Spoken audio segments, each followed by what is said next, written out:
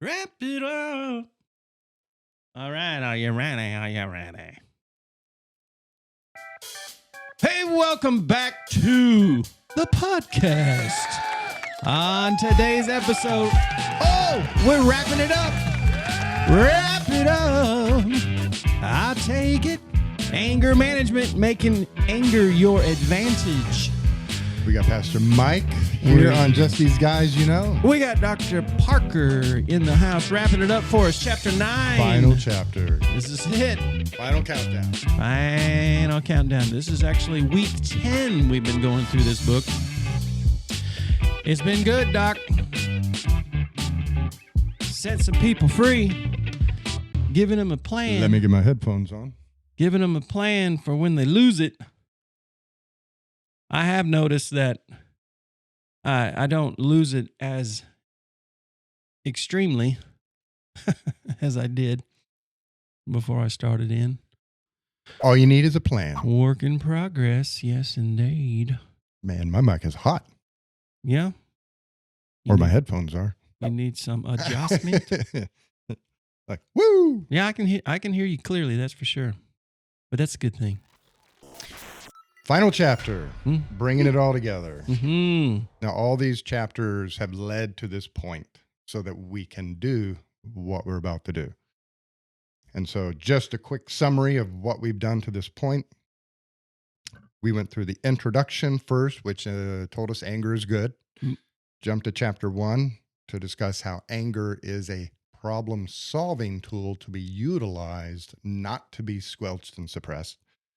Then we went to the model, introduce you to the anger model so you can see what it is we're doing, what we're working inside of.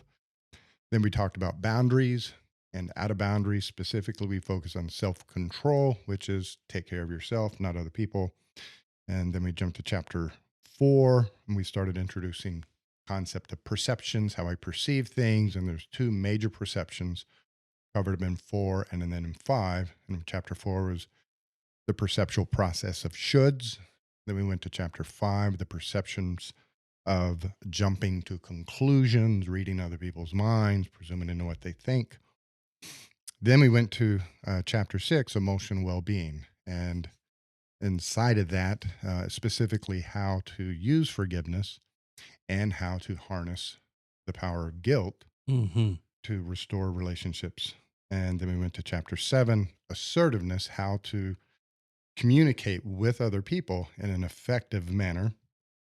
And then last week, chapter 8, we discussed listening, the importance of listening, and 2 very specific listening techniques, intentional listening, where we're trying to hear their words and know their story so that we can repeat it back if necessary, but we want to get their side of the equation to go with our side of the equation. And then active listening, which are a bunch of skills that we do to encourage the other person to talk more and to share more so we can get more in our intentional listening process. Yeah, keep talking.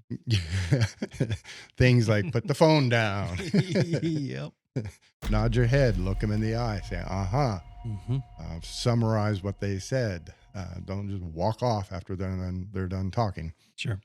And then, so today, bringing it all together is how to use the model to deal with potentially conflictual situations. Mm-hmm. I like the idea that you throw out there that, and what I imagined was actually either writing these down, these steps, and keeping it in my pocket, almost even laminating it, keeping it in my pocket. And then as soon as I start to feel that emotion kind of welling up, okay, let's grab it. Okay, step 1, step 2, step 3. And then eventually you won't even need to look because you'll be going through the plan. And this is a workbook. This isn't some academic, theoretical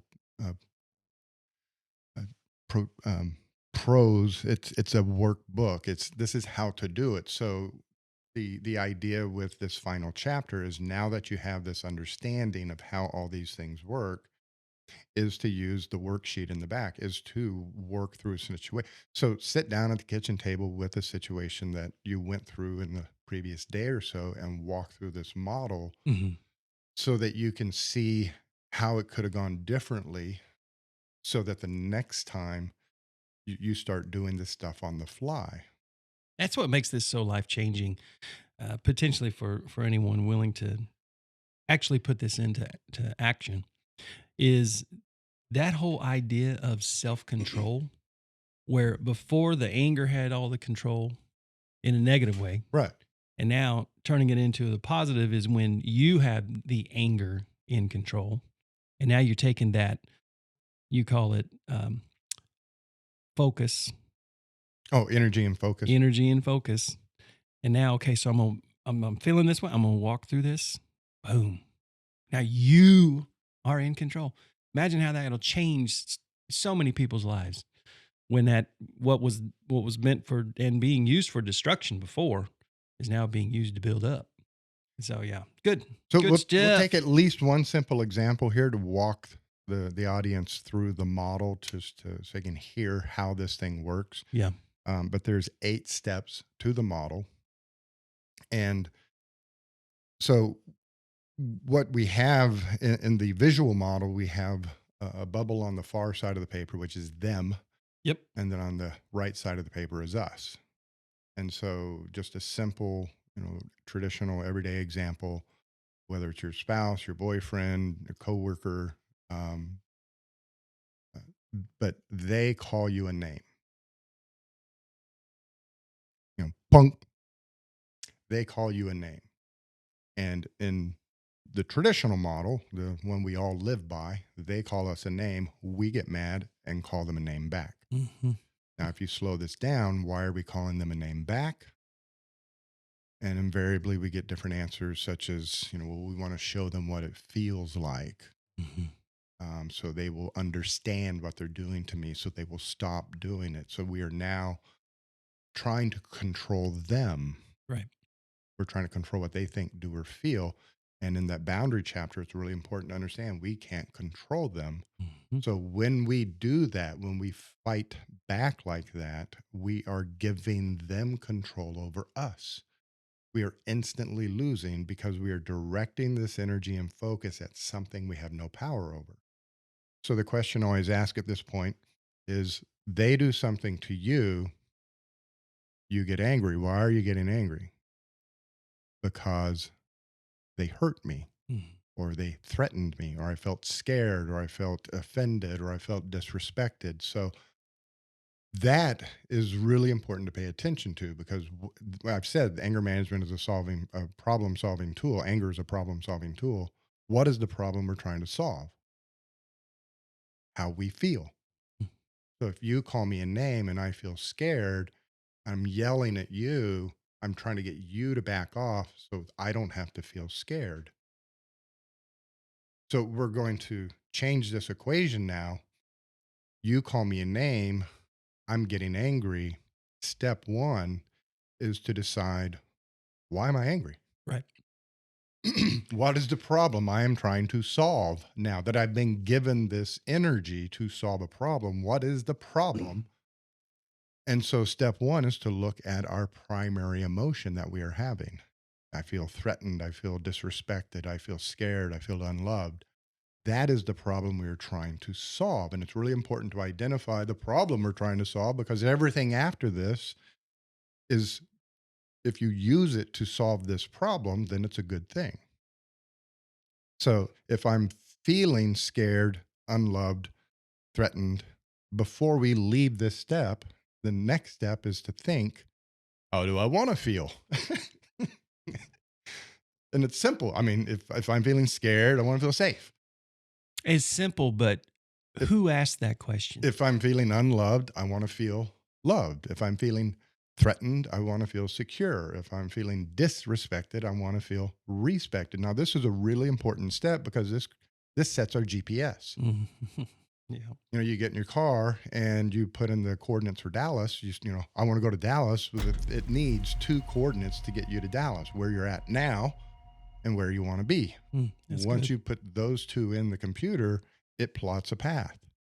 So this is your GPS coordinates. Right now, where I'm at, I feel disrespected. Where do I want to be? I want to feel respected. Now a path is going to start to unfold to move me from disrespect to respect. So that's step one. What is the problem? How do I want things to be? Step two, our perceptions. Because they're doing things that's coming to me through a filter called perceptions. Mm-hmm. And I'm, for the podcast audience, I'm holding up my glasses here. They're doing things, I am perceiving it as being directed at me. So my perceptions are now in charge of how I'm going to feel. So first, what I feel threatened, I want to feel safe. Secondly, let me look at my perceptions of the situation, determine if I'm creating my feeling of disrespect or threat or fear. Am I doing something to create my own negative emotions? Well, here's a tip. If there's a should, must, have to, need to, gotta statement in there, you're creating a lot of what's going on. That filter is designed to generate frustration, anger, or nothing. That is the purpose of the filter. So right off the bat, they said something. I feel threatened. I want to feel safe. Let me look at my perceptions. Well, I'm thinking they shouldn't have said it. Okay. Is that a good perceptual process to approach the situation? No. What would you prefer? How would you like things to be? You know, if you go back to 12.2, the test question when you hear should, must, or have to is it a law? If it's a law, go enforce the law through the legal remedies. But if it's not a law, it's a preference. So I would like them to be able to speak to me without getting upset. I would like for them to tell me how they're feeling without insulting me. That's what I would like. If I change my perceptions, now notice automatically you start to change how you feel. You start to feel less threatened, less disrespected because you're changing how you feel. So that's step two. Step three is pointing all of this energy at yourself. Who controls you? I do, but in my mind, I'm backed up. I'm mentally constipated because I'm thinking to myself, and I usually go to the example of, okay, so Dawn says something like jerk, Right. she looks right at me and she says jerk. So now I'm assessing the situation, but the majority of the time it's because I was a jerk. It's something that I did. So Right. that's an important thing just to mention. That even before it gets into this situation, we have to evaluate, okay, maybe that's a part of the evaluation. No, because you're thinking, did I deserve this? And that comes later. Okay, later. But she called me a jerk.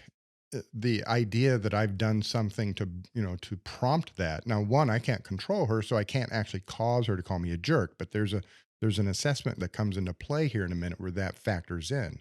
Okay. So, factor two, should, must, have to. Am I jumping to conclusions, reading their mind? Oh, they think this. Am I creating my own negative feelings? Step three, we had decided I don't want to feel disrespected. I want to feel respected, or I don't want to feel threatened. I want to feel safe. So step three, I point all of this energy at myself.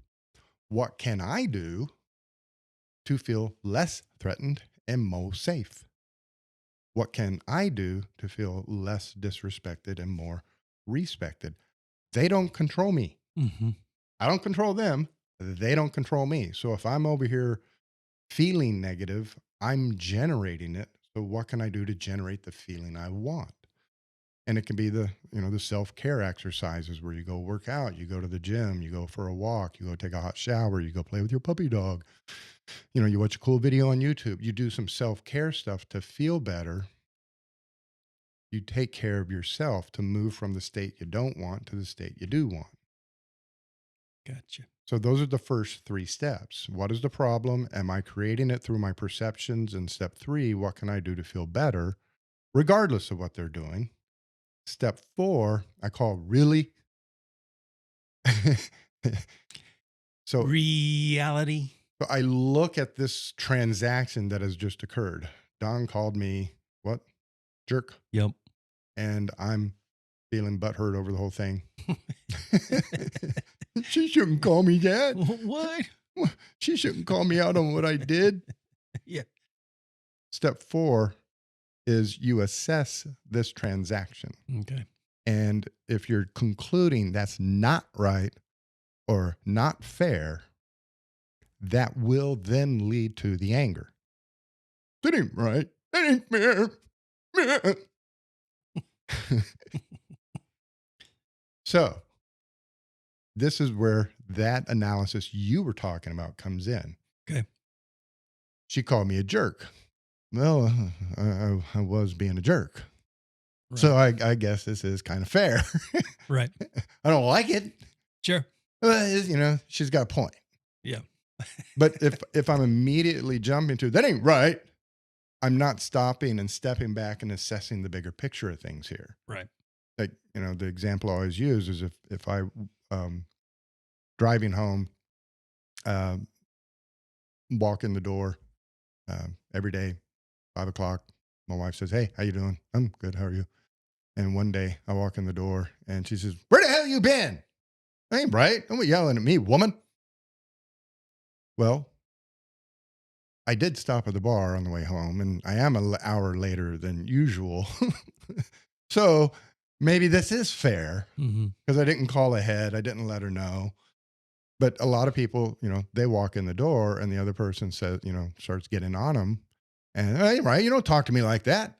But God, but that bigger picture that you're talking about is no, I don't control them, but do I contribute to them? Am I treating them the way I would want to be treated? Am I, loving other people, which you've been preaching on lately? Are you treating the other person with love, and they call you a jerk, and you're like, well, I haven't been treating them with love, so maybe this is fair. Maybe I do deserve it. The anger can start to dissipate. Yeah. Because you're right. I've been, and we moved to the guilt stuff that we were talking about in a couple chapters ago. Mm-hmm. So right here, we have 4 steps to do with all of this energy. And notice we've not involved them yet. Sure. They call me a jerk. Hey, that ain't right. I don't like feeling like that. Well, I'm feeling disrespected. I want to feel respected around here. Well, what are my perceptions that are contributing to my feeling of disrespect? What can I do to make myself feel more respected? And is this really, really? Does everybody have to respect me? Really? Really? Is this right? Is this fair? Really? Really? Am I making a mountain out of a molehill here? Mm-hmm. Really? So once we get through step 4, we've done all of this in our own brain. We jump to steps 5, 6, and 7. Mm. And so step 5 is talk to friends about the situation. You tell them what's going on, how you're feeling. Step 6, you talk to family. Tell them what's going on, how you're feeling, what you're thinking about doing. And it's really important to not just anybody, someone that can be trusted, someone who has some discernment, someone who can actually contribute to a solution, contribute to a level-headed approach, not just someone who's already mad, already hurt, and they just want you to join them. Right. They're already in their misery. Yeah, be discerning about who you seek advice from. Yeah. But we'll come to that. 5, 6, and 7. 5 is friends, 6 is family, 7 is professionals. Yeah. Go see a therapist. Say, hey, doc, me and my wife are not getting along lately, yada, yada. What do you think? Now, 5, 6, and 7, go talk to these 3 people. I know right out of the gate, I'm telling you to do that, but I also know what kind of advice you're going to get. Mhm. From your friends, you're going to get friends advice. I've told you for years to dump her. Right. Don't come to me with this. You go to your family, and your dad's going to say, "Son, you're perfect. I don't know what's wrong with everybody else. You're the best son ever." Right. And 7, the professionals, they're going to give you advice, but it'll be generic Mhm. because they're not living in your skin, so they can't give you, really laser focused, looks at things. The purpose of 5, 6, and 7 really isn't to go get advice from other people,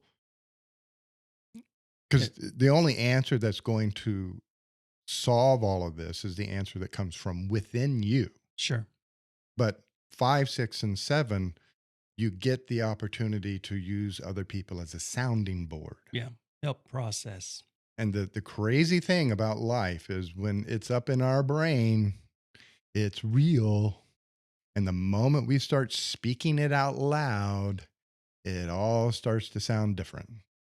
Sure. That's the idea, I think, behind in Scripture and in James it says, be quick to listen, slow to speak, and then those steps help you to be slow to become angry. And in Proverbs, it says, a wise man has many counsel, a fool goes it alone. Yep. And so you go, but how many times has this happened to you in your role as the pastor of the church? Mhm. Somebody come in with some issue and they start telling it to you, yada, yada, yada, blah, blah, blah. They're crazy. And as they speak and they start to slow it down and they say, wow, this sounds kind of petty now that I say it out loud. Right. Once we say it out loud, it changes how it looks. And so this is a chance for you to work out Mm-hmm. the situation out loud where you can put it over there on the chalkboard, see it as you're saying it, and then hear yourself and reprocess it. So this isn't go get advice from other people as much as it is go avail yourself of the opportunity to work this out outside your skull, Mm-hmm. where fantasies live forever. Yeah. Once you start saying things out loud, that doesn't sound. Yeah. It's almost like when it's still in your head and you haven't spoken it, it's still in the dark. And while it's in the dark, it's hard to see clearly. We were talking this morning about me dunking a basketball, right? Mm-hmm. Well, I just remembered a couple of years ago, Ryan and I were out in the driveway shooting free throws, playing basketball. And I took the ball and I dribbled it up there and I went to dunk it. And now I'm older. So I hit the rim with it. Mm-hmm. Bonk. But he thought that was so amazing. His eyes were wide as he saw me soar through the air and hit the rim with the ball, and the ball shoots off. Yeah. Well, he knuckles down, crosses his eyes, grits his teeth, and he takes off dribbling the ball, and he jumps in the air like Michael Jordan and lands, and the ball dribbles across the grass. He didn't get 2 inches off the ground. Mm-hmm. But the look on his face was, why didn't that work? Yeah. Because in his mind, he saw himself flying through the air and dunking the ball. But the moment he tried to jump, he didn't go anywhere. Yep. It's like, whoop. And he just looked around like, what? Why didn't it work? I jumped. When you take it out of your mind and you bring it into reality, it changes the entire equation. So 6, 7, and 8, or 5, 6, and 7, that's what that's about.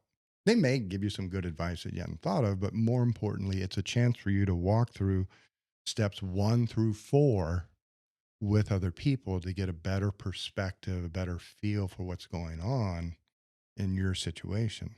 Mm. Now, step 9. 9 or 8. I was waiting to see if you're tracking. Yeah. We'll come back to 8.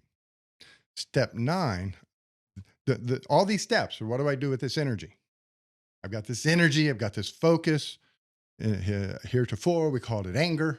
Mm-hmm. Now we're calling it our power. So I've got all this energy and focus. I've figured out what's going on. I've talked to other people. Step 9, I can take this energy, cross that line, and direct it right at them. Mm. You stop calling me names.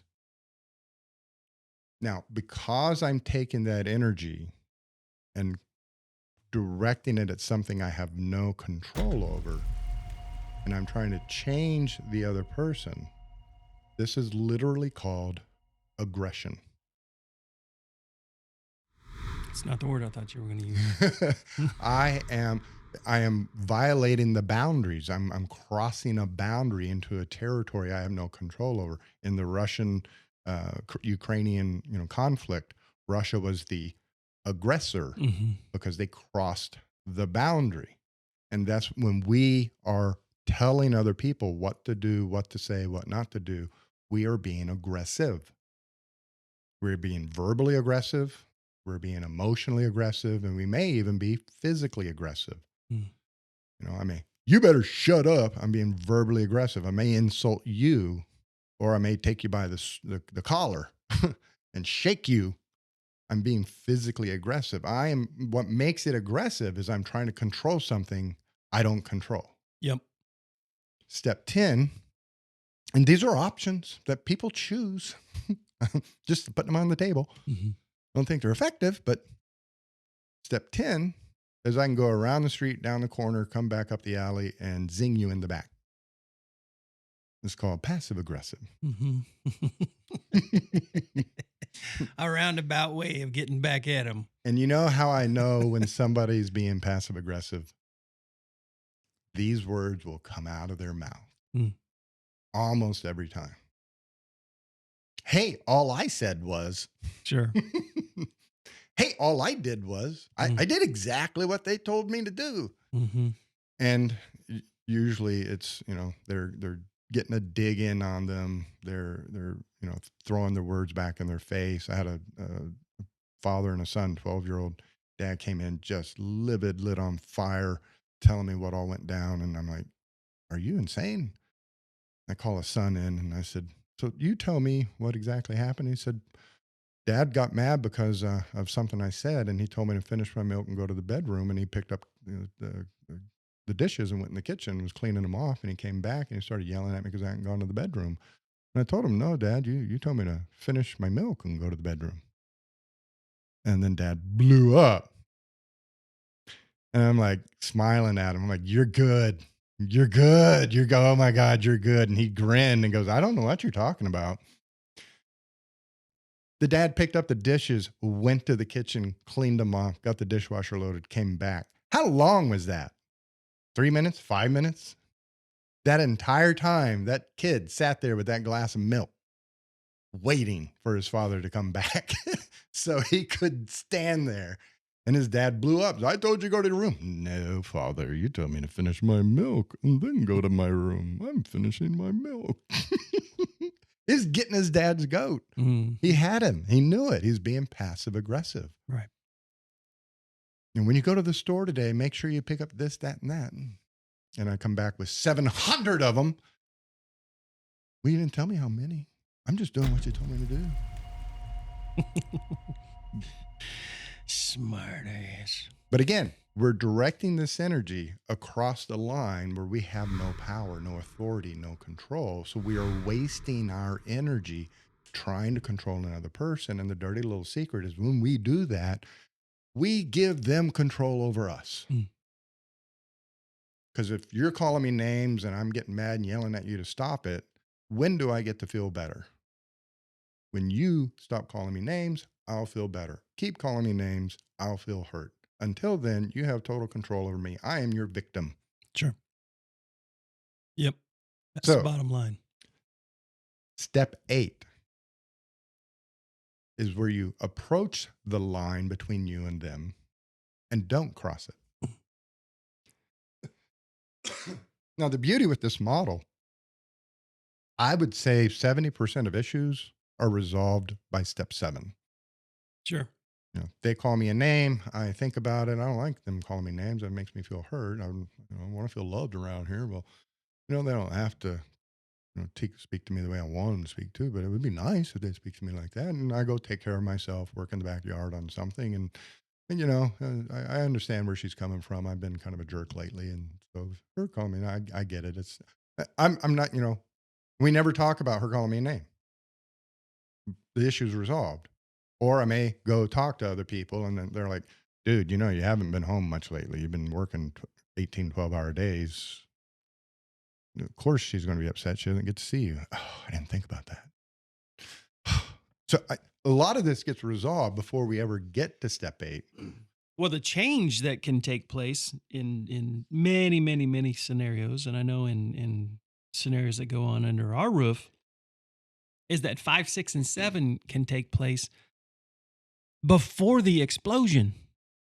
There's typically an explosion, and then based on regret, based on guilt, based on there's a healthy conversation that takes place, but it's because you're having to apologize for all the damage that was done with the explosion.